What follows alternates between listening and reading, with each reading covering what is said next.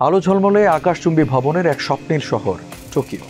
এই শহরের নাম শুনলেই আপনার মানসপটে ভেসে উঠবে বুলেট ট্রেনের কথা কিংবা আকিরা বা ঘোস্ট ইন দ্য শেলের মতো সিনেমা, যেখানে রোবট আর উন্নত প্রযুক্তির মাধ্যমে ভবিষ্যতের জাপানকে নিপুণভাবে ফুটিয়ে তোলা হয়েছে। অথচ বাস্তবের জাপান কিছু জায়গায় এখনও সেই মান্ধাতারামলে পড়ে আছে। বিশ্বের বেশিরভাগ উন্নত দেশে যেখানে ফ্যাক্স মেশিন ও ফ্লপি ডিস্ক আর কালি স্ট্যাম্প দেখতে জাদুঘরে যেতে হয়, সেখানে এখনও এসবে আটকে আছে জাপান। আধুনিক এ সময় এসেও কেন জাপান পুরনো এসব প্রযুক্তিতেই আটকে আছে?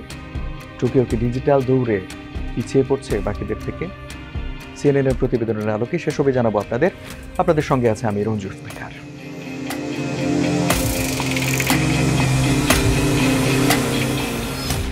পরিস্থিতি এতটাই নাজুক যে আপনি যদি হঠাৎ জাপানে যান আর সেখানকার সেবা নেন, তাহলে বিরক্ত হয়ে নিজের মাথার চুল নিজেই ছিঁড়ে ফেলতে ইচ্ছে হতে পারে।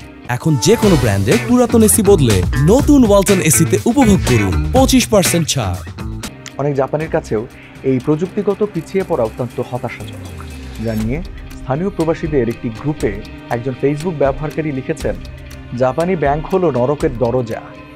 আর প্রতিক্রিয়ায় একজন মজা করে লিখেছেন, হয়তো ফ্যাক্স পাঠালে সমাধান হবে। অর্থাৎ জাপানি ব্যাংকে এখনও ফ্যাক্সের চল আছে। তবে এ পুরনো প্রযুক্তির ঝামেলা জাপানকে সবচেয়ে বেশি ভুগিয়েছে কোভিড-19 মহামারীর সময়। কেননা বাকিরা যখন ঘরে বসে ডিজিটাল সেবা নিয়েছে, তখন সেবা পেতে অফিসগুলোতে ভিড় করতে হয়েছে জাপানিদের। আর এমন পরিস্থিতিতে নাগরিকদের সুরক্ষায় দেশটির সরকারকে সেবা দিতে হয়েছে আনাড়ি সব ডিজিটাল সরঞ্জাম দিয়ে। পরে পরিস্থিতি মোকাবেলায় 2021 সালে ডিজিটাল এজেন্সি গঠন করে জাপান সরকার। হাতে নেয় স্মার্ট সামাজিক নিরাপত্তা কার্ড, ক্লাউড সিস্টেম সহ নানা উদ্যোগ। কিন্তু জাপান যতক্ষণে এই দৌড় শুরু করেছে, ততক্ষণে অনেক দেরি হয়ে গেছে। ওয়েব চালু হয়েছে আরও 36 বছর আগে, আর প্রথম ইমেল চালাচালি হয়েছে আরও অর্ধ শতাব্দী আগে। এমন পরিস্থিতিতে তাই প্রশ্নটা ওঠে, কেন এত সময় লেগেছে জাপানের? তারা কি এ পিছিয়ে পড়া পূরণ করতে পারবে?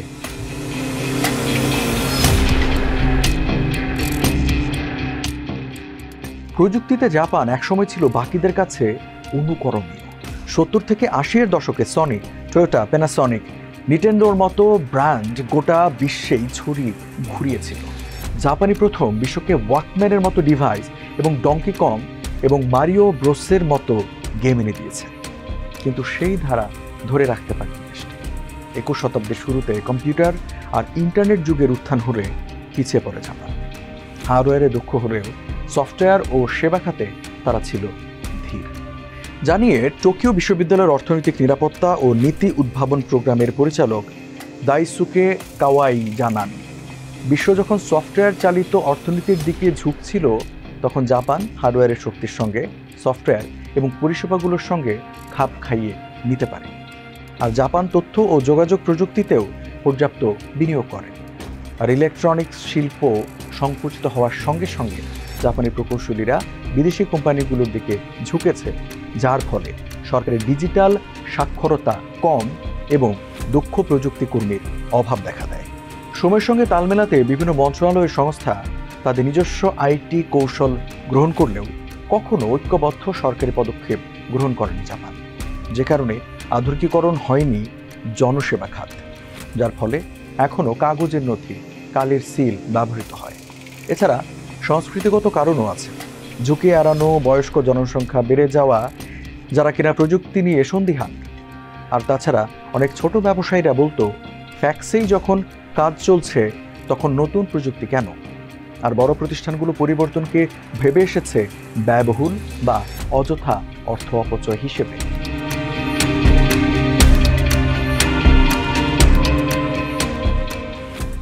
জাপানের বিশ্বমানের রোবোটিক্স এবং মহাকাশ শিল্প, নিরাপদ ও পরিষ্কার পাবলিক স্পেস এবং বিশ্বব্যাপী ভেন্ডিং মেশিন, অ্যাক্সেসযোগ্য গণপরিবহন এবং একটি অত্যাধুনিক বুলেট ট্রেন ব্যবস্থা, যা যে কাউকেই মুগ্ধ করবে। কিন্তু উল্টো চিত্র ডিজিটাল ক্ষেত্রে। পরিস্থিতি কতটা নাজুক যে 2018 সালে দেশটির সাইবার সিকিউরিটি মন্ত্রী অকপটে জানান তিনি কখনো কম্পিউটার ব্যবহার করেননি। তবে এরপর কোভিড মহামারী এসে সত্যিকারের ধাক্কা দেয় জাপানকে। জাপান উপলব্ধি করতে পারে ডিজিটাল যুগে কতটা পিছিয়ে তারা। 2020 সালের মে মাসে এসে জাপানের স্বাস্থ্য মন্ত্রণালয় হাসপাতালগুলির জন্য হাতে লেখা ফ্যাক্স, ফোন কল বা ইমেইলের পরিবর্তে অনলাইন পোর্টাল চালু করে, যেখানে রোগীরা তথ্য জানানোর সুযোগ পায়। কিন্তু সেই সিস্টেমও ছিল ত্রুটিপূর্ণ, রোগীদের তথ্য সম্পর্কে বাকিদের অবহিত করতে ব্যর্থ হচ্ছে। এছাড়া ঘরে বসে স্কুল চালিয়ে নিতেও হিমশিম খেতে হয়েছে দেশটিকে, কেননা এর আগে কখনোই তারা ফাইল শেয়ারিং পরিষেবা বা জুমের মতো ভিডিও প্ল্যাটফর্মে ক্লাস করেন। এর মধ্যে সবচেয়ে হাস্যকর ঘটনাটি ঘটে 2022 সালে। জাপানের একটি শহর ভুলবশত তাদের ত্রাণ তহবিলের পুরো 46.3 মিলিয়ন ইয়েন পাঠিয়ে দেন একজন ব্যক্তির অ্যাকাউন্টে, কারণ ব্যাংকের কাছে তথ্য ছিল ফ্লপি ডিস্ক এবং কাগজে, যা মিশে গিয়েছিল। পরে যতক্ষণে কর্তৃপক্ষ ভুল বুঝতে পারে ততক্ষণে লোকটি বেশিরভাগ তহবিল লুট করে নেয়। আর এই পরিস্থিতিকে তখনকার ডিজিটাল মন্ত্রী তাকুয়া হিরাই আখ্যায়িত করেছিলেন ডিজিটাল পরাজয় হিসেবে। এ ধাক্কার পর ডিজিটাল এজেন্সি গঠন হয় এবং 2023 সালের জুলাইয়ে সব সরকারি বিভাগ থেকে ফ্লপি ডিস্ক বাদ দেওয়ার সিদ্ধান্ত নেয় জাপান। আর এর জন্য 1000-এর বেশি আইন বদলাতে হয়েছে দেশটিকে, যদিও এখনো এমন ভুল প্রায়শই হয় দেশটিতে।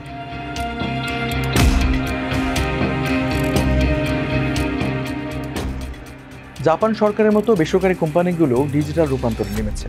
অনেকেই পরামর্শক নিয়োগ করছেন, যেমন নেমুরা রিসার্চ ইনস্টিটিউট NRI, যারা পুরনো সিস্টেম বদলে নতুন ব্যবসার মডেল সাজাচ্ছে। আর তাছাড়া জাপানের জনসংখ্যা ক্রমশ কমছে, তাই উৎপাদনশীলতা বাড়াতে ডিজিটাল প্রযুক্তি জরুরি হয়ে পড়ছে দেশটিতে। কিন্তু সমস্যা হলো, ফ্যাক্স বাদ দেওয়ার কথা উঠলে এখনও আপত্তি ওঠে দেশটিতে। এত বাধা বিপত্তি সত্ত্বেও বিশেষজ্ঞরা আশাবাদী, জাপান এখন যেভাবে ডিজিটালাইজেশনে জোর দিচ্ছে তাতে এভাবে চললে আগামী 5 থেকে 10 বছরে জাপান হয়তো কিছু পশ্চিমা দেশের সমকক্ষ হতে পারবে তারা। তবে বিশ্বে যেভাবে নগদবিহীন লেনদেন ও অনলাইন সেবার চাহিদা বাড়ছে, সেখানে এখনও ঢের পিছিয়ে আছে দেশটি।